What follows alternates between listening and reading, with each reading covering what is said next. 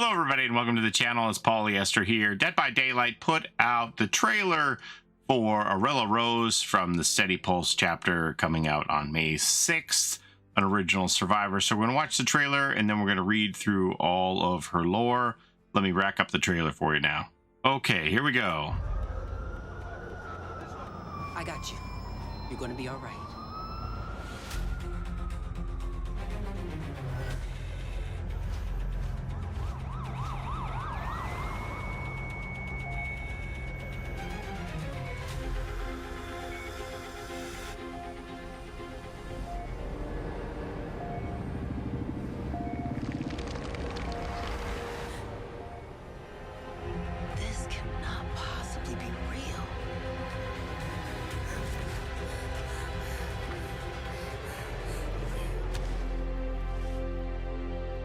My name is Orela. I'm here to help.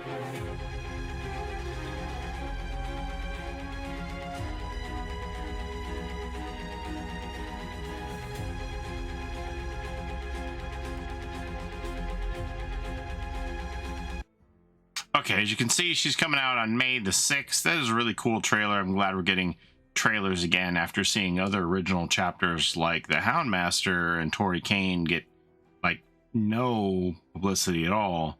So let's go. Oh, by the way, the devs also confirmed that Orela is voiced by Angelica Ross of American Horror Story fame and other projects as well. So that's very cool. Now we're going to read through Orela's lore together. All right, this might be one of our longer lore sessions because they did something different here. They gave her a spotlight on the website as well as her traditional lore entry. They basically archived all of those audio teasers that we had on Twitter leading up to this. So I think we're going to do both just to archive all of this for myself here. So we're going to go through all this. Orela Rose thrives under pressure. Steady Pulse's new survivor. Dead by Daylight Steady Pulse brings Orela Rose into the fog, a survivor that specializes in high-stakes rescues. Use her perks to heal, protect, and scout, ensuring your teammates live to see another day. Time slows down, panic fades as calm settles in. Not even the looming shadow of a killer can break her focus. If there are people in need, Orela Rose will save them or die trying. Surrounded by pain, beckoned by death, clinging to stubborn hope, that is when she's in her element, inspired by the memory of her best friend Emily, who was fatally electrocuted while performing at the interactive haunted house experience they organized. That's Screams in the Dark, I believe. Orela dedicated her life to saving those in need. A frayed wire shorted out and Emily didn't shriek but went rigid as her face contorted into a silent scream. There were sparks and smoke and the smell of burnt meat. Miraculously, Emily was still alive after Orela pulled the plug. They called for an ambulance, and as they waited, Emily's breathing grew shallower, and by the time the EMTs finally arrived, Emily was gone. As a paramedic, Orela's calming presence became a valuable asset, earning her instant respect from her peers. Yet with every rescue came a nagging reminder of that fateful night and how she watched Emily's body convulse and her face contorted, and the paramedics sleepwalked their way through what should have been a routine call. With every rescue, Orela couldn't help but wonder if she had known then what she knew now, would Emily still be alive? No use dwelling on such thoughts. And then they have these recordings. That these are the ones that, can I play these? I think so. That they had on Twitter. I'm gonna be honest. Barr's latest book isn't quite hitting the same. Maybe my expectations are too high. I don't know. I'm sure you would have thoughts. You always do. Did. I guess. Even now, I'm still not feeling the whole past tense of it all. I think you would have liked it. Okay, so the weird thing about this for me is, like, I think we're going to find out in the lore that Cliff Barra is from the 50s, and It talks about how Orela appreciated Sable Ward's podcasts that were from like long ago, which I think it sets up that Sable's from the 90s and Orela is from current times.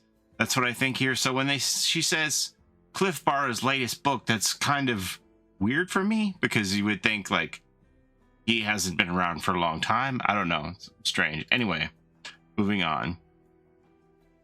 Though they would never again discuss the latest Cliff Barra horror novel, evidently Barra's presence would seep its way into her daily life. As fate would have it, Orela found herself saving the life of a man named John Kingsley, whose pockets ran as deep as his generosity, and in his gratitude he offered to fund the dream that Orela and Emily once shared to open Screams in the Dark, an immersive dining experience inspired by Barra's classic novels. So Orela's default outfit, she's wearing this white Screams in the Dark t-shirt, I believe. You can buy that in the Dead by Daylight shop if you want that in real life right now.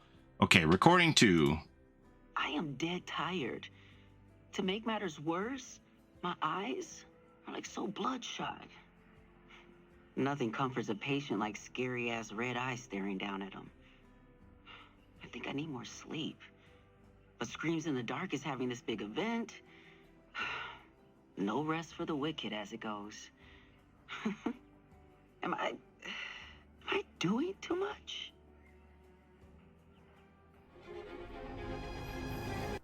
Okay, and then we go back here. Sleep be damned. Orela plunged headfirst into her 2 jobs, not wanting one to impact the other. I like that they put these paragraphs in here to kind of tie in these voice recordings that we had as teasers, so give us a little bit more context here. Not wanting one to impact the other. Thanks to its unique presentation and immersive atmosphere, Screams in the Dark quickly became a local community favorite.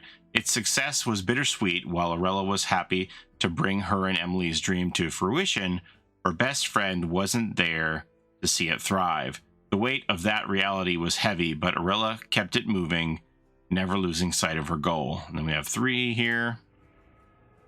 You know I don't rattle easy, right?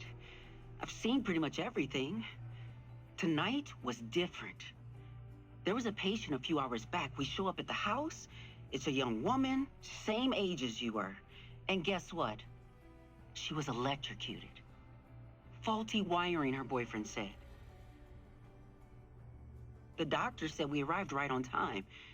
She's going to make it. And I should feel relieved. Instead, when I look at her, all I saw was you. I couldn't stop thinking about all the pain you must have felt. How scared you must have been. I wish I could have saved you.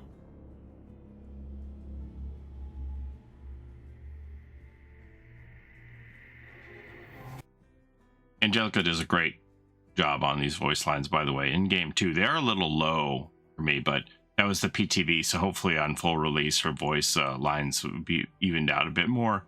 Usually there is a lot of audio issues on PTVs compared to final release, so I expect that she'll be a little louder when the full chapter comes out. It was strange when Orela failed to show up to work one day. She had never missed a shift.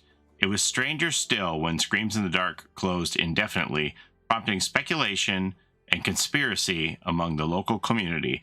Perhaps strangest were the witness reports of a roiling black fog that seemed to envelop a young woman, swallowing her in the darkness. Dead by Daylight Steady Pulse is coming on May 6th. Okay, so that's the spotlight thing. Now we'll go ahead and read her full lore here. So here we go. Dead by Daylight's new survivor is Orela Rose arriving. Okay, we don't need to read that. Okay, here we go. Orela Rose grew up on Chicago's far north side in Rogers Park, just blocks from Lake Michigan.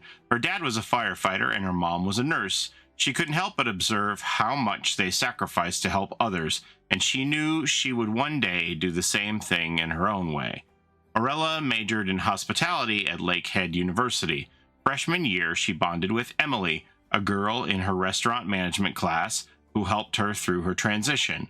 Emily was a huge fan of horror movies, and she regularly listened to recordings of an old podcast called All Things Wicked This Night.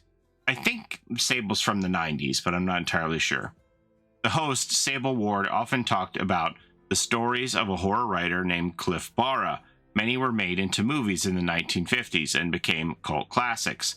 The art director, Alex DeMauro, survived the horrors of war and infused his macabre sets and costumes with a palpable sense of dread. Orela and Emily couldn't get enough.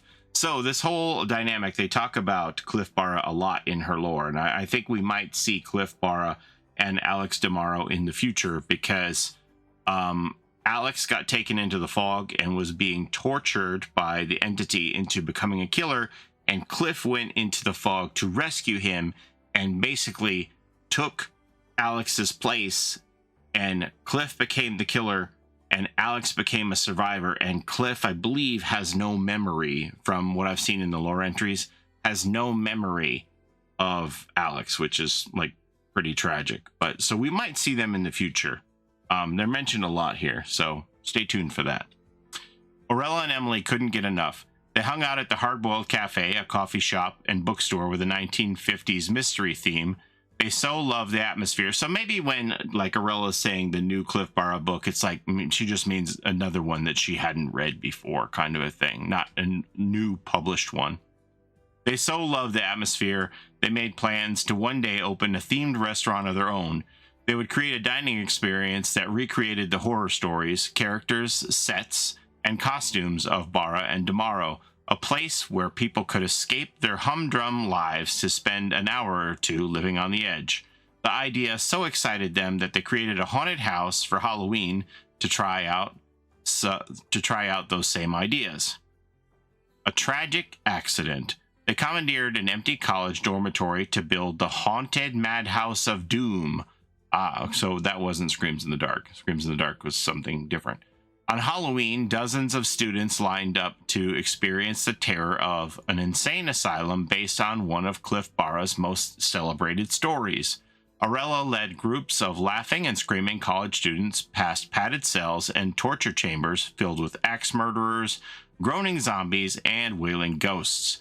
The shock therapy room featured a jury-rigged shock table. Emily played the part of the writhing patient wired up for a shock treatment. She wore a headpiece fitted with electrodes that would light up and smoke and spark once Orela told one of the students to throw the switch.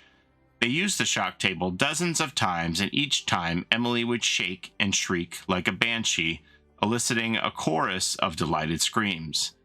This time, however, a frayed wire shorted out, and Emily didn't shriek, but went rigid as her face contorted into a silent scream. There were sparks and smoke, and the smell of burnt meat. Miraculously, Emily was still alive after Orela pulled the plug. They called for an ambulance, and as they waited, Emily's breathing grew shallower and shallower. Orela felt helpless, useless, worthless. By the time the EMTs finally arrived, Emily was gone. Orela becomes an EMT. The very next day, Orela dropped out of college and started training to become an EMT. She never ever wanted to feel that helpless again. Her parents were surprised but supported her, and within a year, Orela was driving an ambulance and saving lives. She had a natural talent for soothing and calming those who needed her most, for taking charge and bringing people together. Still, she never forgot Emily or the dream of opening a horror-themed restaurant based on the movies of Barra and DeMauro. Working as an EMT, she knew it would take her years to save enough money. But then one day, she rescued John Kingsley, a man worth billions. Called to the scene of a terrible crash, she found he wasn't breathing. She instantly performed CPR and restarted his heart with a portable defibrillator. His doctor later said he would have surely died if not for Orela. Grateful for saving his life, he offered to finance her dreams and gifted her an old building located at 900 Blood Lane across from an old cemetery. Blood Lane. Her dream comes true. Her dream comes to life. With financing and the perfect location, Orela hired some friends to help her design the most immersive horror experience ever. Screams in the Dark would open only one weekend a month to start, each time with a completely unique set, theme, and menu. Soon it was all horror enthusiasts could talk about. People loved the Barra de Morrow aesthetic, and many wanted Orela to open 6 days a week. But for Orela, it wasn't about the money. She was perfectly content saving lives Monday through Friday and creating horror mayhem once a month.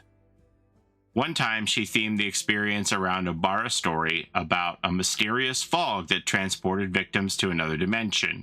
Some believed the words in the story were cursed and somehow made readers disappear. She laughed those superstitions off until later that night when a black fog rose up around her.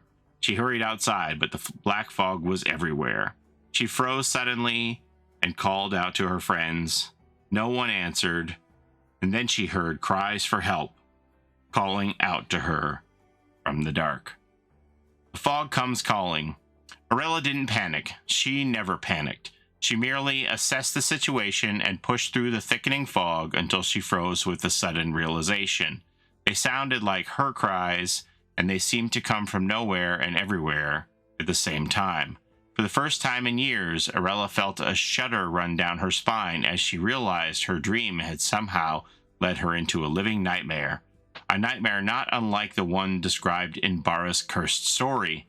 And as she processed this strange observation, the anguished cries came again, and again, louder and more desperate. Only this time there were many different voices, and one of them sounded like Emily. Instantly, Orela shook off her superstitions and became all business as she urgently searched the dark abyss for the wounded and dying before it was too late. All right, so that's your lore there. Orela's joining the fog on May the 6th. And yeah, so I hope you enjoyed all that. Again, it was a little long, but I wanted to read everything and encapsulate it all. So I hope you like that. That's all I have for you today. As always, thank you so very much for watching.